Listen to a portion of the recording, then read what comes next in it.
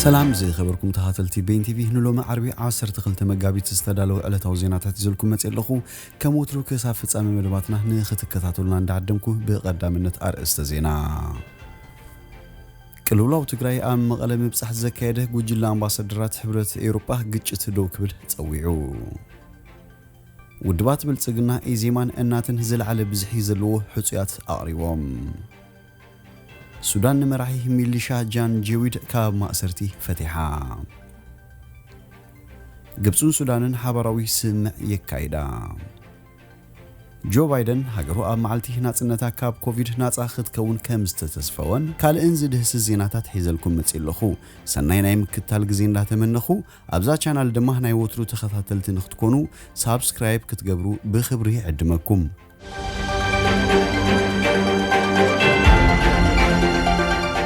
ቅልውላው ትግራይ ኣብ መቀለ ምብጻሕ ዘካየደ ጉጅለ አምባሳደራት ህብረት ኤውሮፓ ግጭት ዶ ክብል ጸዊዑ ኤምባሲ ናይቲ ህብረት ሎሚ ኣብ ትዊተር ኣብ ዘውጽኦ መግለጺ መጋዝ ሰብኣዊ መሰላት ዶ ክብልን ሰራዊት ኤርትራ ካብቲ ክልል ክወጽን ጸዊዑ መንግስታት ኢትዮጵያን ኤርትራን ብዛዕባ ህላው ሰራዊት ኤርትራ ኣብ ትግራይ ዛጊት በወግዒ ኣይተኣመኑን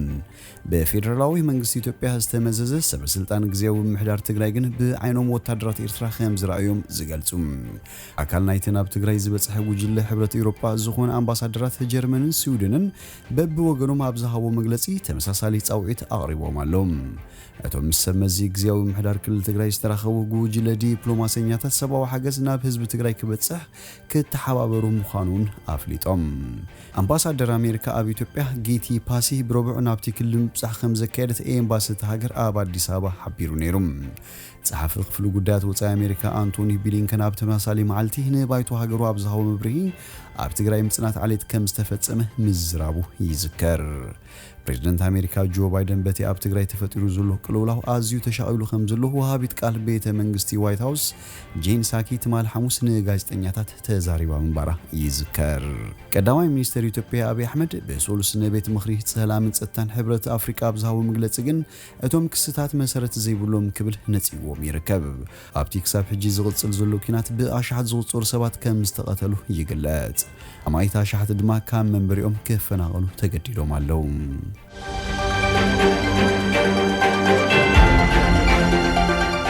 ውድባት ብልጽግና ኢዜማን እናትን ዝለዓለ ብዝሒ ዘለዎም ሕጹያት ኣቅሪቦም ድሕሪ 3 ወርሒ ክካየዱ ተባሂሉ መደብ ኣብ ዝተተሓዘሉ ምርጫ ኢትዮጵያ ውድባት ብልጽግና ኢዜማን እናትን ዝለዓለ ቁጽሪ ዘለዎም ሕጹያት ከም ዘቀረቡ ቦርድ ምርጫ ኢትዮጵያ ኣፍሊጡ መግለጺት ቦርድ ከም ዝሓበሩ ኣብቲ ምርጫ ካብ ዝሳተፉ 47 ውድባት መግለጺት ቦርድ ከም ዝሓበሩ ኣብቲ ምርጫ ካብ ዝሳተፉ 47 ውድባት ነታ ሃገር ዝመርሕ ዘሎ ሰልፊ ብልጽግና 2432 ሕጹያት ብምቕራብ እቲ ዝለዓለ ቁጽሪ ሒዙ ይርከብ ዜጋታት ኢትዮጵያ ማሕበራዊ ፍትሒ ኤዜማ ድማ 1385 ሕጹያት ብምቕራብ ካልኣይ ደረጃ ክሕዝን ከሎ ብዙሕ ተፈላጥነት ዘይብሉ እናት ዝተባሃለ ውድብ ድማ 573 ሕጹያት ብምቕራብ ሳልሳይ ደረጃ ሒዙ ይርከብ ነዞም ሰለስተ ሰልፍታት ሓዊሱ በደረጃ ሰልፍን ውልቅን ንምውዳር ልዕሊ 8000 ሕጹያት ከም ዝተመዝገቡ ምዝዛም ምዝገባ ሕጹያት ኣመልኪቱ ቦርድ ምርጫ ኢትዮጵያ ትማል ሐሙስ ኣብ ዝሃቦ መግለጺ ኣፍሊጡ ኣካቢት ቦርድ ምርጫ ኢትዮጵያ ብርቱካን ሚዲቄሳ ኣብ ዝሃበቶ መግለጺ ኣብቲ ምርጫ ንምስታፍ 47 ውድባት ከም ዝተመዝገቡን 8209 ሕጹያት ከም ዝወዳደሩን ሓቢራ ኮይኑ ግን ቁጽሪ ተወዳደርቲ ውድባት እኳ ከም ዘለዎ ዝቕጽል እንተኾነን ቁጽሪ ሕጹያት ግን ክውስኽ ከም ዝኽእል ተዛሪባ በተወሳኺ ኣብቲ 22 መዓልታት ዝተኻየደ ምዝገባ ተወዳደርቲ 125 ሰባት ብውልቅን ምውዳር ከም ዝተመዝገቡ ገሊጻ እቲ ምዝገባ ካብ ክልል ትግራይ ወጻኢ ኣብ ኩለን ክልላትን መምሕዳራትን አዲስ አበባን ድሬዳዋን ብሓፈሻ ኣብ 673 ክልላት ምርጫ እዩ ተኻይዱ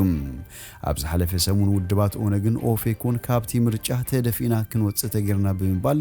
ንርእሶም ከም ዘግለሉ ዝዝከር እዩ እቲ ቦርድ ምርጫ ዝርዝር ሕጹያት ዕላዊ ኣብ ዝገበሩሉ እዋን እውን ናይዞም ውድባት ሕጹያት ኣይተኻተቱን ኣብዚ ጉዳይ ዝተሓተተት ብርቱካን ሚዲቂሳ ናብ ናይ ሕጹይ ምዝገባ ቅድሚ ምኻድና ውድባት ብዛዕባ ዘጋጠሞም ጸገማት ብውልቅን ብጉጅለን ረኺብና መፍትሒን ምሃብ ፈቲና ኢና ኢላ ኦፌኮ ዘቐመጥኩም ቅድመ ኩነታት እንተዘይተማልኦም ኣይሳተፍን ብምባል ካብቲ ምርጫ ከም ዝወፀ ብምግላጽ እቲ ነቲ ምርጫ ዝፍጽም ትካል ብመንጽረቶም ዝቐረቡ ነጥብታት ከም ዘይስርሕን ገሊኦም ድማ ከም ዘይምልከትዎን ገሊጻ ሓቂ ንምዝራብ ገሊኦም ብምንታይ መልሲ ከም ዘይረኸቡ ኣይንፈልጥን ብቐጥታ ምስ ቦርድ ምርጫ ዝተተሓዘ ኣይኮኑን ብዛዕባ ምዕጻው ቤት ጽሕፈታቶምን ኣበይ ከም ዝተዓጽዎም እኳ ኣይሓትትናዮምን ኣበይ ከም ዝኾኑን ኣያቕረቡን ኢላ ክልቲኦም ውድባት ካብ ውድድር ክወፁ እቲ ቦርድ ከም ዘይደፍኦምን እውን ተዛሪባ ብተወሳኺ ክልቲኦም ኣብቲ ምርጫ ዘይምስታፎም ከም ዘሕዘና ዝገለጸት ወይዘሪት ብርቱካን እንተኾነ በዚ ምኽንያት ጸገም ክፍጠር ይኽእል እዩ ኢሎም ዝተዳለውሉ ነገር ከም ዘየለ ገሊጻ እቲ ቦርድ ኣብ ክንዲ ምዝገባ ኣጋጢሞም ዝበሎም ቀንዲ ጸገማት ኣብቲ መግለጺ ጠቒሱ እዩ ዋሕዲ ምትሕባር ቀረባት ዘጓዓዛ ተሽከርከርቲ ብወገን ክልላቶም ነቶም ቀረባት መቐመጥን ቤት ጽሕፈታቶምን ዘይምምላእን ጸገም ድሕነትን ጸጥታ ነቶም ቀንዲ ጸገማት መንባሮም እዩ እቲ ቦርድ ዝገልጽ ነቶም ጸገማት ንምፍታሕ ድማ ተኻተልቲ ዘተታት ከም ዝገበሩ ዝገለጸት ወይዘሪት ብርቱካን ኣብ ክልል ቤኒሻንጉል 4 ዞባታት ወለጋን ብምኽንያት ስጋት ጸጥታ ምዝገባ ሕጹያት ዘንጊዑ ምክያዱን ሕጂውን ናይ ጸጥታ ጸገም ከም ዘሎን ተዛሪባ ብተወሳኺ ኣብ ገለ ከባቢታት ሕጹያት ዝተኣሰሩሉ ኩነታት ከም ዝነበረውን ከም ዘሎን ገሊጻ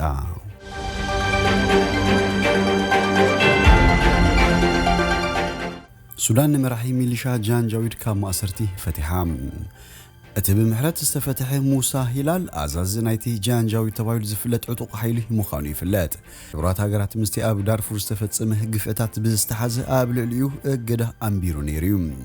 መፍታሕ ናይቲ ኣዛዚ ድሕርቲ መሰጋገሪ መንግስቲ ሱዳን ምስ ዕጡቓት ተቃወምቲ ጉጅለታት ዳርፉር ዝፈረሙ ስምዕ ሰላም እዩ ዝካየድ ዘሎ ሙሳ ሂላል ምስ ፕሬዝደንት ሱዳን ነበር ዑመር አልበሽር ጥቡቕ ዝምድና ዝነበሩ ኮይኑ ጸኒሖም ምስ ተባኣሱ ኣብ 2017 ኣብ ቀይዲ ኣትዩ ኣብቲ ካብ 2003 ጀሚሩ ዓመታት ዝቐጸለ ግጭት ኣሳት 300,000 ሰባት ክቕተሉን ከለዉ 2.5 ሚልዮን ተፈናቒሎም እዮም እቲ ግጭት ኣብ መንጎ ዓረባዊ መበቆል ዘለዎም ጃንጃዊድን ኣፍሪቃዊ ዝመበቆሎም ማሕበረሰባትን እዩ ዝካየድ ነይሩ አልበሽር በሰንከቲ ኣብ ምዕራብ ሃገር ዝርከብ ዞባ ዳርፉር ዝተፈጸመ ቅትለት ብዝተተሓዘ ብገበናት ኩናት ከም ዝኽሰስን ዓለም ለኻዊ ቤት ፍርዲ ኣብ ትሕቲ ቀይዲ ከኣቱ ከም ዝወሰነን ይዝከር እንተኾነ ግን ነቶም ሚሊሻ ከም ዘይገደፎም ብምጓት ነቲ ኣብ ልዕሊኡ ዝቐርብ ክስታት ገበናት ኩናት ክነጽጎም ጸኒሑ እዩ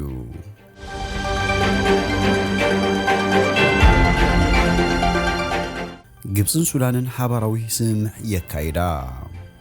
ግብፅን ሱዳንን ስምዕ ወታደራዊ ምትሕጋዝ ኣብ ወርሒ መጋቢት ካብ ዝኸተማሉ ድሕሪ ሒደት መዓልታት ፕሬዝደንት ዓብዱልፈታሕ አልሲሲ ናብ ካርቱም ኣብ ዝበጽሓሉ ኢትዮጵያን ህንጸት ግድብ ህዳሴ ኢትዮጵያን ንግብፅን ሱዳንን ከይተወከሰት ፖለቲካውን ጸጥታውን መልእኽታት ከይተመሓላልፍ ሙሳናም ኣብ መንጎ ኢትዮጵያን ሱዳን ዝተኸተመ ስምዕ ዘፍርስ እዩ አልሲሲ ኣብ ሚያዝያ 2019 ሰውራ ሱዳን ካብ ዝጅምር ፕሬዝደንት ዑመር አልበሽር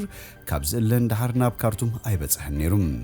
ኣብ ዝቐረበ እዋን እቲ ኣብ መንጎ ክልቴን ሃገራት ዝነበረ ወግዓዊ ዲፕሎማስያውን ርክብ ኣብ መንጎአን ዝለዓለ ጠርዚ በፂሑ ነይሩ እዩ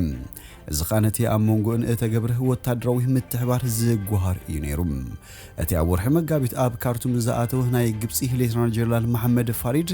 ነቲ ስምዕ ቅድሚኡ ተራዩ ዘይፈልጥ ደረጃ ወታደራዊ ምትሕባር ኣብቲ ግብፅን ሱዳንን ልሙድ ዝኾነ ብድሆታትን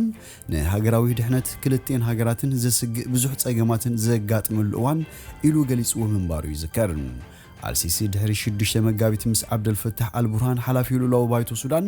ኣብ ዝገበሮ ርክብ ኣብ ዝሃቦ ጋዜጣዊ መግለጺ ሃገሩ በቲ ኢትዮጵያ ብዛዕባ ሓጺብ ማያትን ኢል ንምቁጻር ተካይሩ ዘላ ፈተናን ዘለዋ ዕግበት ከም ዘይዓገበትን ብምግላጽ ካብ ዝኾነ ይኹን ኣንፈት ማለት ንረብሓታትን መሰላትን ክልቴን ዝተጠቕሰ ሃገራት ኣብ ግምት ዘየተወ ንብሉ ናይል ንምቁጻር በዘይ ዝኾነ ይኹን ስጉምቲ ኣይንቕበልን ኢና ብምባል እቲ ሓጺብ ንረብሓታት ግብፅን ሱዳንን ከም ዝጸሉ ተገሊጹ ምንባሩ ይዝከር አልሲሲ ዝርብ ሓጺብ ዳግም ክጅምር ከም ዝኽእል ክገልጽ እንከሎ ብሕቡራት መንግስታት ኣሜሪካ ሕቡራት ሃገራት ኤውሮጳዊ ሕብረትን ብኣውስትራልያን ዝቆመ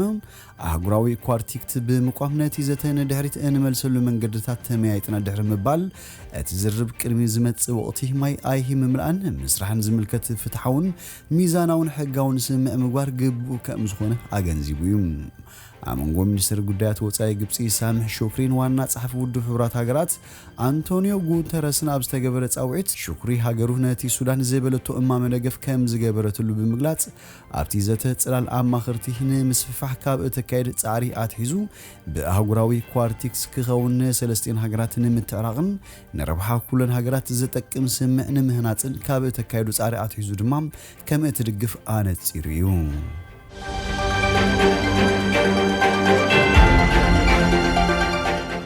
ጆ ባይደን ሃገሩ ኣብ መዓልቲ ናጽነታ ካብ ኮቪድ ነጻ ክትከውን ይተስፎ። እቲ ፕሬዝደንት ኣብ መደረ ክሳብ ሓደ ግንቦት ግዝኣት ኣሜሪካ ንኹሎም ዓበይቲ ሰባት ንክታበት ከዳልዋ መምርሒ ከውርድ ምዃኑ ተዛሪቡ። ክሳብ ሕጂ ዝግበር ዘሎ ወፍሪ ክታበት ብዕድመ ንዝደፉን ጸገም ጥዕና ንዘለዎም ሰባት ጠመተ ዝገበረ እዩ ነይሩ።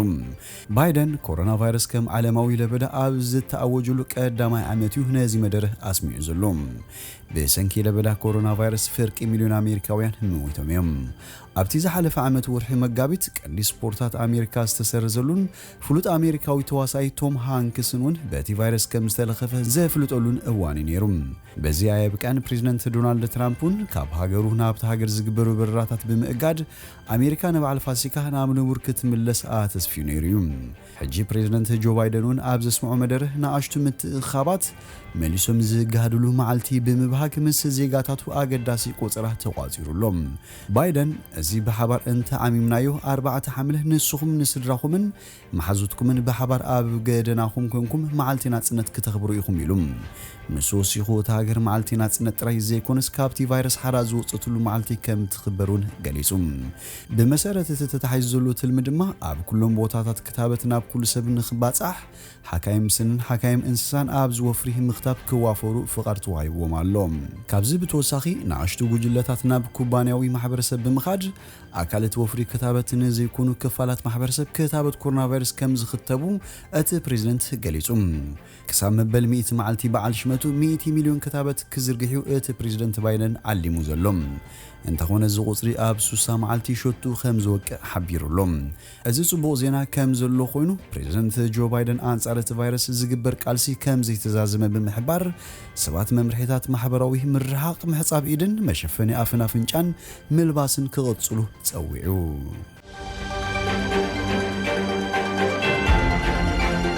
ዝኸበርኩም ተኸታተልቲ ቤን ቲቪ ንሎሚ ዝብልናዮ መሰናዶና ኣብዚ ወዲና ኣለና። ምሳና ስለ ዝጸናሕኩም ብልቢ ነመስግን። ሰናይ ንዓኹም።